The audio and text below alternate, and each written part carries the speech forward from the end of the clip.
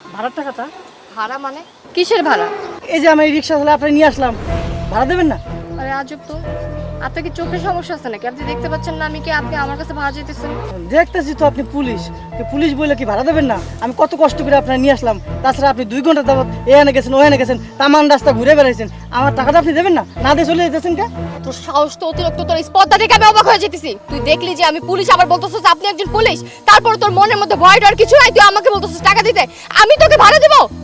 আমি স্যার গরিব মানুষ স্যার, এই রিক্সাটা স্যার কিস্তিতে কিনেছি স্যার, মেলা টাকা লাগছে, আর প্রত্যেকদিন 500 টাকা কিস্তি দিতে হয়, এইটার উপর আমার পুরো সংসারটা, আমার টাকাটা দিয়ে যান, আমার টাকাটা মাইরেন না স্যার। তুই না অতিরিক্ত কথা বলস। তুই একজন রিক্সাওয়ালা, একজন ছোট লোক, তুই কি করস না করস, কিভাবে রিক্সা চালাস, কিভাবে কিস্তি দাস, কিভাবে সংসার চালাস, সেগুলো তো আমার জেনে লাভ নাই।